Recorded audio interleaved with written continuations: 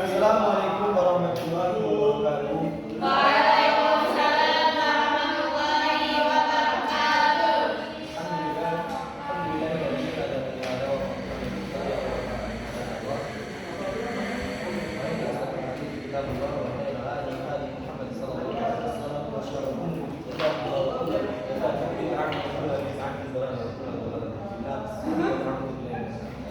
Jadi kalau di sini dari kelompok 10 dan kelompok 11 ini menyampaikan isi makalah kami yang dimulai oleh kelompok 10 terlebih dahulu.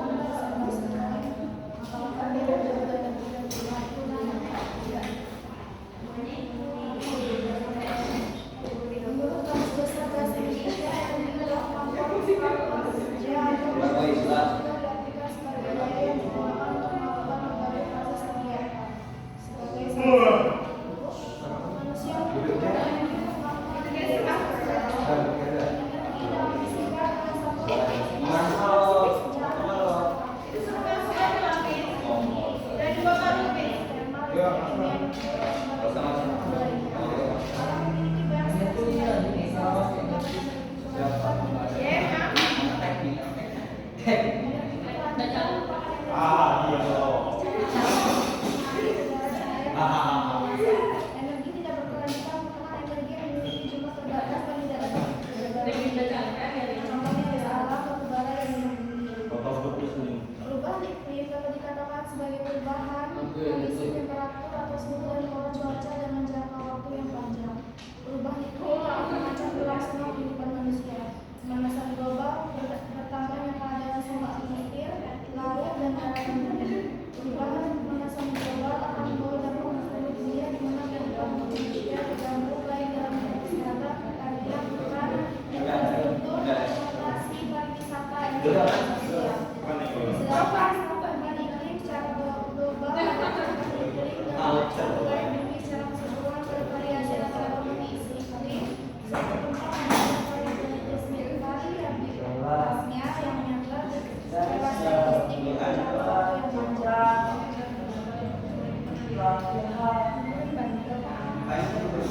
Dampak dari perubahan iklim serta upaya saling mengatasinya.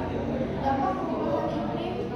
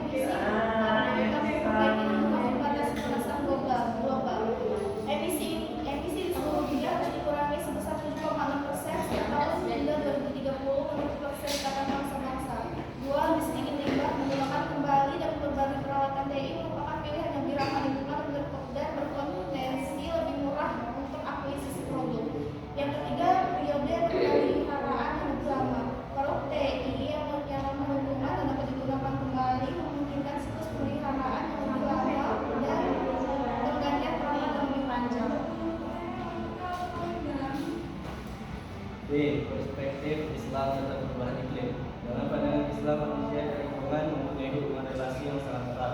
Allah Subhanahu wa Ta'ala menciptakan alam. Di dalamnya terdapat manusia dan lingkungan dengan keseimbangan dan keserasian.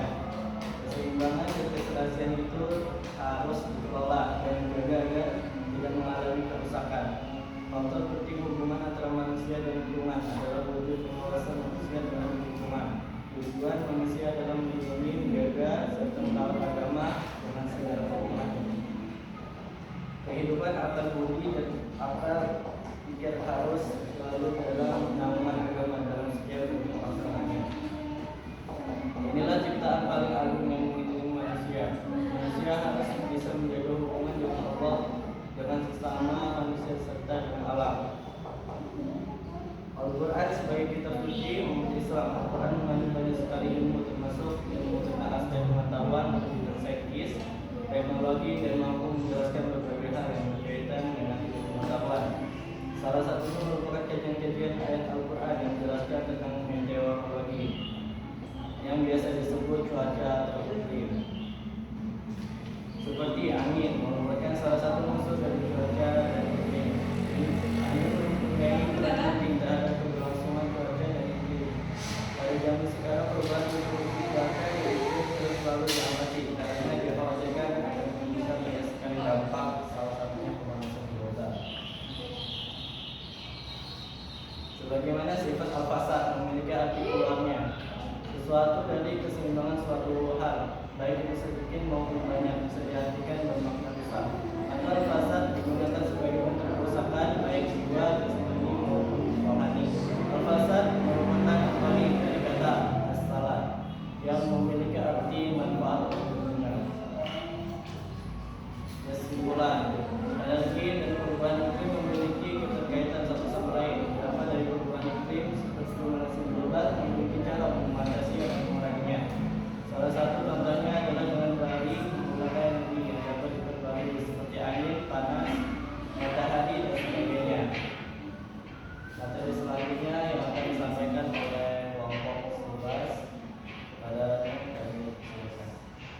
Baik, izin menyambung untuk kelompok 11. Pertama, pengertian konversi air. Konversi air adalah segala bentuk upaya yang dilakukan untuk menjaga ketersediaan air dalam jumlah dan kualitas yang memadai guna memenuhi kebutuhan berbagai makhluk hidup di bumi, termasuk manusia, hewan, dan tumbuhan air. Tindakan konversi air mencakup berbagai cara, mulai dari penghematan penggunaan air, pengelolaan sumber daya air yang berkelanjutan, hingga perlindungan terhadap daerah tangkapan air dan sumber air bersih dari kerusakan dan pencemaran. Contohnya penggunaan air secara bijak di rumah tangga, penerapan sistem irigasi teras di bidang pertanian, pembangunan sumur resapan, hingga penghijauan daerah resapan air merupakan bentuk nyata dari konversi. Upaya konversi air tidak hanya bermanfaat untuk memenuhi kebutuhan saat ini, tetapi juga menjadi investasi penting untuk masa depan dengan menjaga air tetap tersedia dan berkualitas. Dalam konteks global, konversi air menjadi semakin penting mengingat meningkatnya permintaan air akibat kebutuhan populasi, urbanisasi, dan perubahan iklim. Praktik konversi air dapat dilakukan di berbagai tingkat, mulai dari individu hingga komunitas dan pemerintah. Tingkat individu, tindakan sederhana seperti memperbaiki kebocoran, menggunakan peralatan hemat air, dan mengubah kebiasaan sehari-hari dapat memberikan dampak signifikan di tingkat komunitas. Program pendidikan dan kesadaran tentang pentingnya konversi air. Secara keseluruhan, konversi air adalah suatu upaya holistik yang melibatkan berbagai aspek, mulai dari pengelolaan sumber daya alam hingga perubahan perilaku masyarakat. Dengan menerapkan prinsip-prinsip konversi air, kita dapat memastikan bahwa sumber daya air yang berharga ini tetap tersedia untuk kebutuhan manusia di ekosistem, serta menjaga keseimbangan lingkungan yang sehat. Baik, selanjutnya dilanjutkan Yang penyebab krisis air bersih. Krisis air bersih adalah masalah global yang semakin mendesak dan penyebabnya sangat beragam. Berikut beberapa penyebab utama krisis air bersih yang dijelaskan secara mendalam. Yang pertama,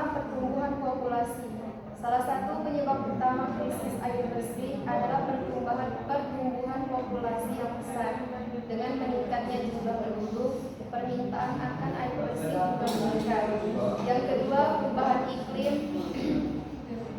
Perubahan iklim global berkontribusi signifikan terhadap krisis air bersih. Perubahan pola curah hujan, peningkatan suhu dan frekuensi bencana alam seperti banjir dan kekeringan dapat mengganggu siklus hidrologi. Selanjutnya, pencemaran sumber air. Pencemaran air dari limbah industri, pertanian, dan logistik adalah penyebab utama krisis air bersih. Yang keempat, pengelolaan sumber daya air yang buruk. Banyak negara dan daerah tidak memiliki sistem pengelolaan sumber daya yang efektif. Praktik pengelolaan yang buruk seperti pemborosan air, penggunaan yang tidak efisien, dan kurangnya pelihara infrastruktur dan dapat menyebabkan hilangnya air bersih. Yang kelima, urbanisasi yang cepat. Urbanisasi yang cepat seringkali menyebabkan tekanan besar pada sumber daya air. Yang keenam, praktik pertanian yang tidak berkelanjutan. Pertanian adalah salah satu pengguna air terbesar di dunia. Praktik pertanian yang tidak berkelanjutan seperti penggunaan irigasi yang tidak efisien, penggunaan pestisida dan pupuk kimia yang berlebihan, serta deforestasi dapat mengurangi ketersediaan air bersih. Yang ketujuh, krisis ekonomi dan ketidakstabilan sosial. Di banyak negara, krisis ekonomi dan ketidakadilan sosial dapat memperburuk akses terhadap air bersih. Yang terakhir, keterbatasan sumber daya alam. Di beberapa daerah, sumber daya air secara alami terbatas. Wilayah yang terletak di daerah kering atau semi kering mungkin memiliki akses yang sangat terbatas terhadap air bersih. Keterbatasan ini dapat dipengaruhi oleh faktor-faktor lain seperti perubahan iklim dan pengelolaan yang buruk sehingga menciptakan situasi krisis air yang lebih parah.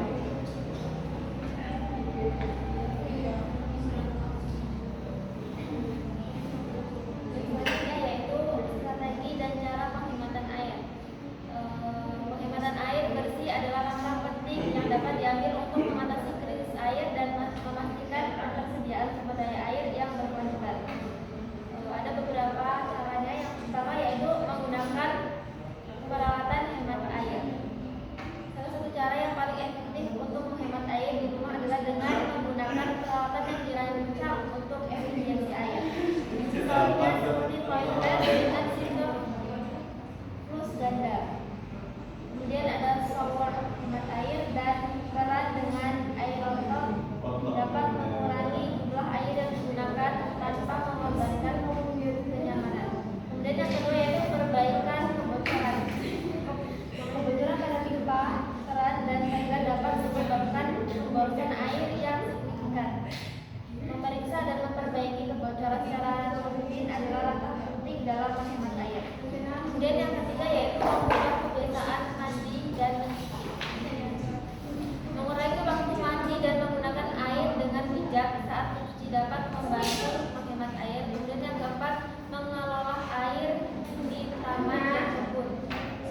Di sekitar pertanian dan taman, penghematan air dapat dicapai melalui teknik irigasi yang efisien seperti irigasi tetes air atau irigasi berjadwal. Dan yang kelima, penggunaan air hujan. Pengumpulan air hujan adalah cara yang efektif untuk menghemat air bersih. Sistem penampungan air hujan dapat digunakan untuk menyiram tanaman, mencuci mobil, atau bahkan untuk keperluan domestik setelah melalui proses penyaringan yang tepat. Yang keenam, edukasi dan kesadaran masyarakat. Meningkatkan kesadaran masyarakat tentang pentingnya penghematan air adalah langkah kunci dalam strategi konservasi air. Kemudian yang ketujuh yaitu kebijakan dan regulasi pemerintah. Pemerintah dapat memainkan peran penting dalam penghematan air melalui kebijakan dan regulasi yang mendukung konservasi air. Kemudian yang delapan, penggunaan teknologi modern. Teknologi modern dapat membantu dalam menghemat air, misalnya seperti sensor otomatis untuk irigasi dapat memastikan bahwa saat diperlukan. Kemudian yang 9, pengelolaan sumber daya air yang berkelanjutan. Pengelolaan sumber daya air yang berkelanjutan melibatkan pendekatan terpadu untuk mengelola air, tanah, dan ekosistem. Kemudian yang 10, partisipasi komunitas. Mendorong partisipasi komunitas dalam program penghematan air dapat meningkatkan efektivitas upaya konservasi.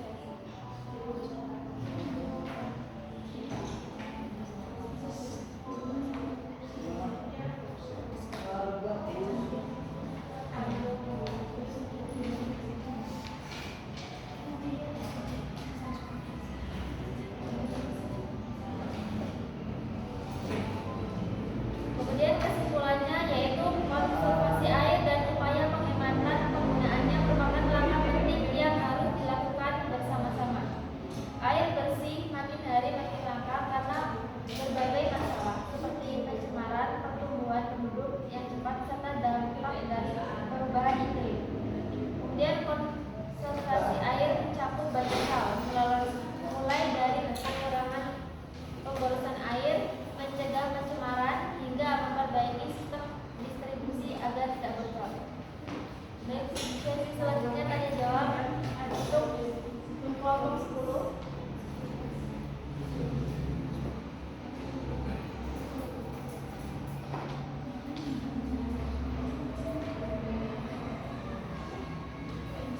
Oke, kepada teman-teman yang ingin bertanya, dibuka sesi tanya jawab untuk kelompok 10. Bila tidak ada yang bertanya, maka presenter yang akan bertanya kepada teman-teman.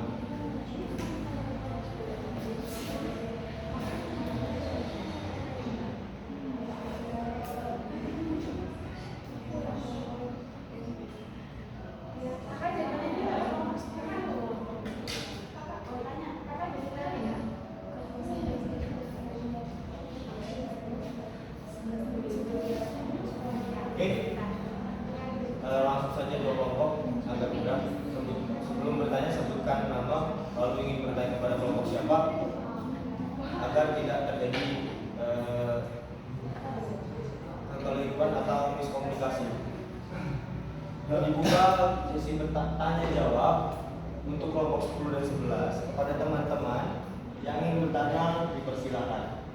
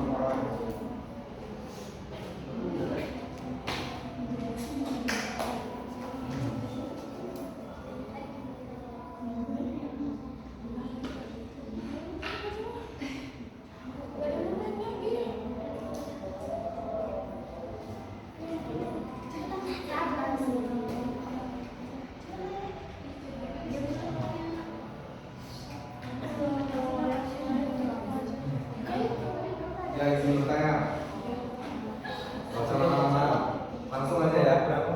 Hah? Untuk kelompok berapa? Kamu mau berapa? 11. Apa kegunaan konversi air? Ya. Apa kegunaan konversi air? Ya.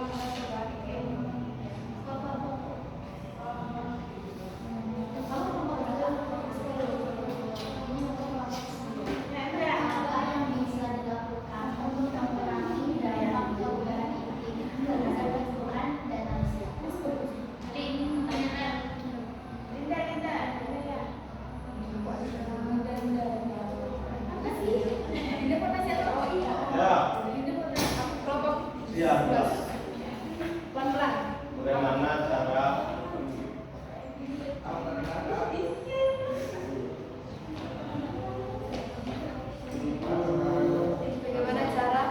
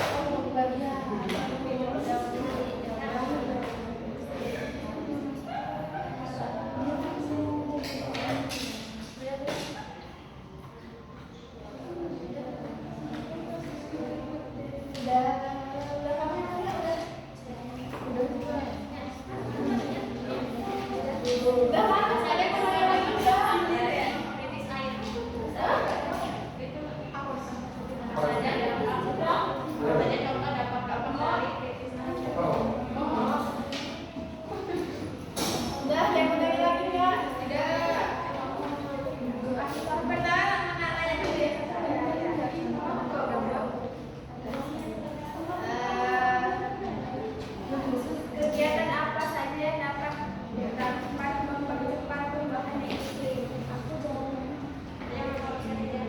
Apa saja kegiatan yang dapat mempercepat perubahan iklim? Apa? Ingat perubahan iklim ini dampak baik atau dampak buruk? Dampak baik atau buruk? Iya. Buruknya.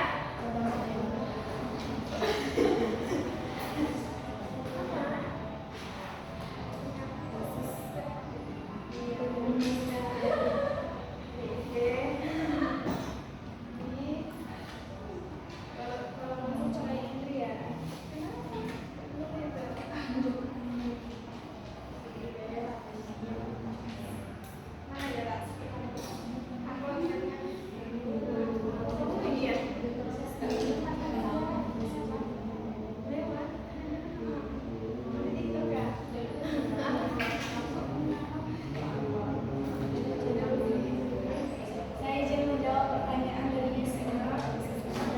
Apa saja dampak ekonomi dari perubahan iklim? Berarti kan perubahan iklim itu berdampak pada lingkungan dan cuaca. Jadi kalau misalnya cuacanya nggak tentu, kayak tiba-tiba hujan, tiba-tiba panas, nggak ada waktu musim kemarau atau musim hujan, itu kan nggak benar-benar lagi nanam ini, lagi nanam padi.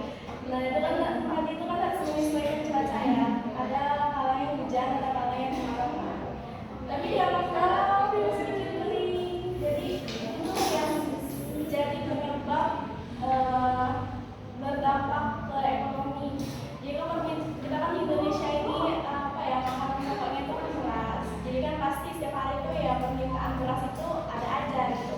Nah itu yang mempengaruhi harga beras jadi mahal. Terus harga bahan-bahan pokok lain juga ikutan. Jadi kalau misalnya gitu bagi orang-orang yang ini yang ekonominya di atas gitu, itu kan nggak berpengaruh ya. Tapi kan itu untuk yang ekonominya di bawah kan sangat berpengaruh ya.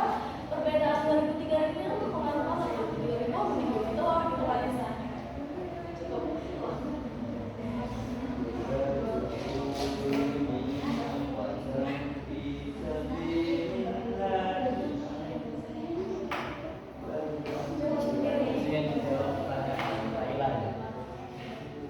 Apa saja cara untuk mengurangi dampak dari perubahan iklim?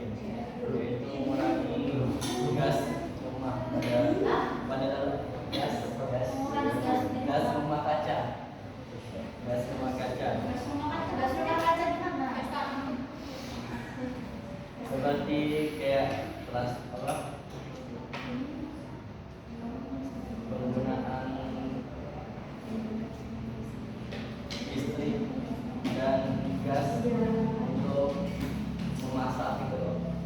Jadi lebih baik makan makanan yang jauh. Makanan yang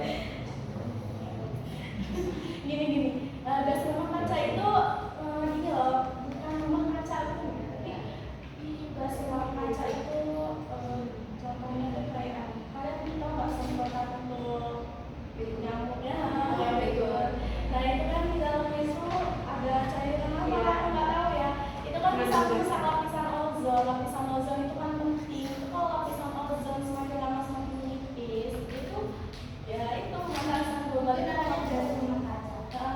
Itu salah satu contohnya. Ada contoh lain gitu ya. Oh itu Pak, merusak Iya, karena nggak semua produk. Jadi ada beberapa produk yang emang di situ itu tidak merusak lapisan ozon itu bisa karena itu ramah lingkungan. Tapi biasanya yang ramah lingkungan itu justru lebih mahal. Itu ada kelebihan ada kekurangan.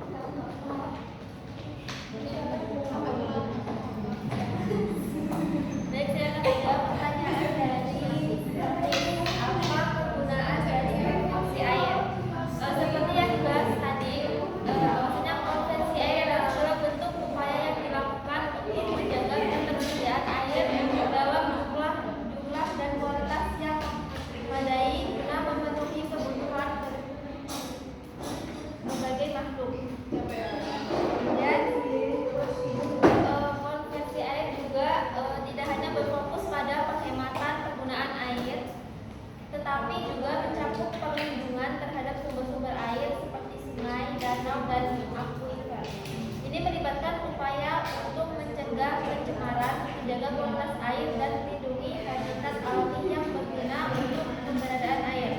Selain itu, konvensi air juga mencakup pengelolaan air hujan, pengelolaan air limbah, dan penggunaan teknologi yang efisien dalam pertanian, industri, dan ruang kerja. Ya, Pak. Oke, izin menjawab pertanyaan dari Anda, Budi. Yang punya pertanyaan itu, bagaimana cara mencegah penyebab krisis air? Banyak ya cara itu, yaitu yang pertama mengurangi penggunaan air secara berlebihan. Dengan cara itu menggunakan teknologi hemat air, mengatur penggunaan air, dan cara selanjutnya itu mengelola sumber daya air dengan bijak dengan cara menggunakan sistem pengelolaan air yang baik dengan menggunakan teknologi untuk memantau air. Yang selanjutnya mengurangi populasi air, yaitu mengelola limbah-limbah itu, limbah yang dari pabrik itu dibuang ke sungai. Nah, itu salah satunya. Terus menggunakan bahan kimia yang ramah lingkungan, pestisidanya yang ramah, seperti menggunakan kompos dan sebagainya. Oke, cukup mungkin itu aku tidak ada kurangnya. Apakah puas Anda?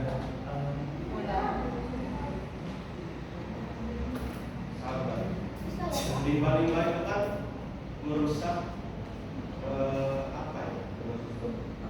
Kualitas sebenarnya. Oh, bukan Pak. Sistem ya? Ya, ya.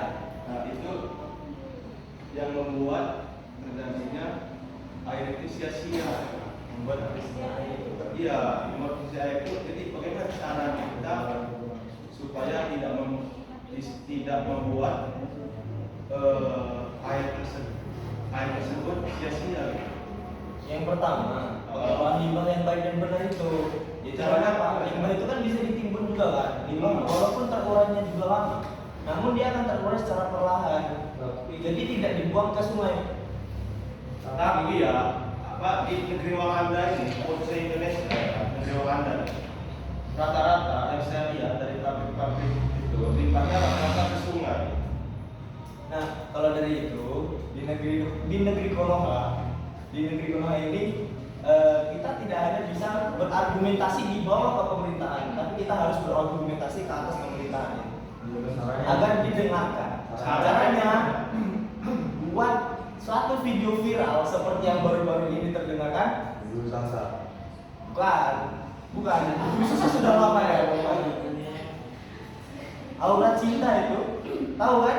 Oh iya. Nah, kita bisa buat baru lulus SMA itu kan dia langsung berargumentasi karena rumahnya digusur dengan argumentasinya bla bla bla bla. Itu kan settingannya.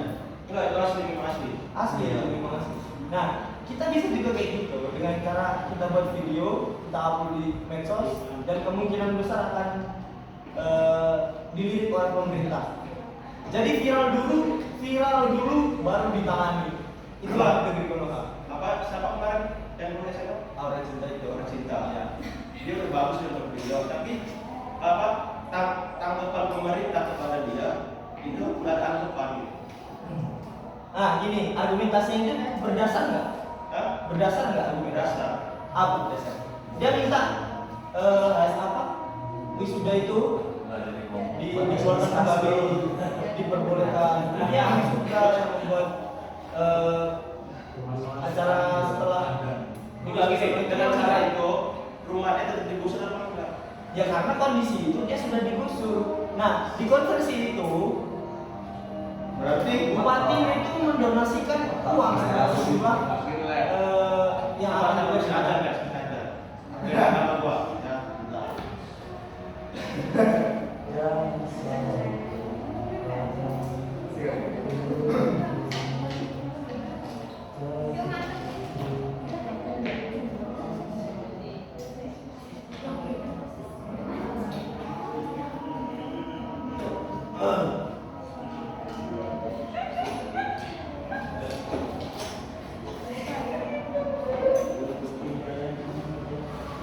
Pak.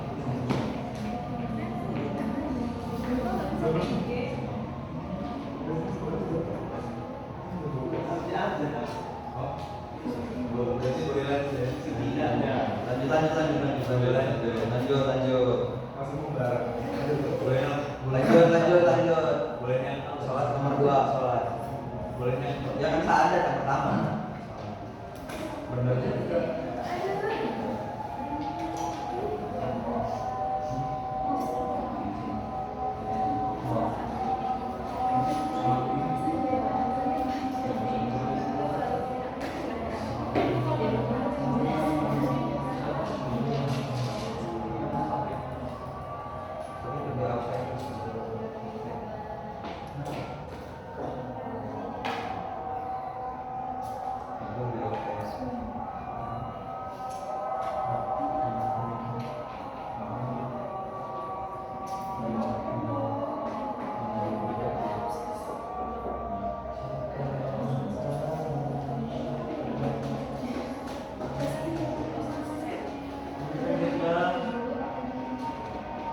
Mungkin aja selesai mana nih, aja mana selesai. Azan satu sudah selesai sepertinya. Kita lanjutkan. Gimana Mas Misi tadi? Gimana? Penangkalannya? Udah lanjut aja. Oh sudah. Oke, kita bahas penangkalan Mas Misi di luar formula. Oke, pertanyaan selanjutnya. Next question bro. Nanti. Apa ya? Saya akan menjawab pertanyaan punyanya Isma. Contoh dampak-dampak krisis air.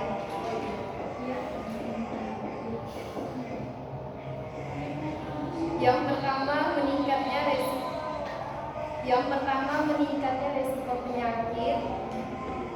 Yang kedua penurunnya kualitas hidup, gangguan pada ekosistem, krisis ekonomi, kelangkaan pangan, dan migrasi dan konflik.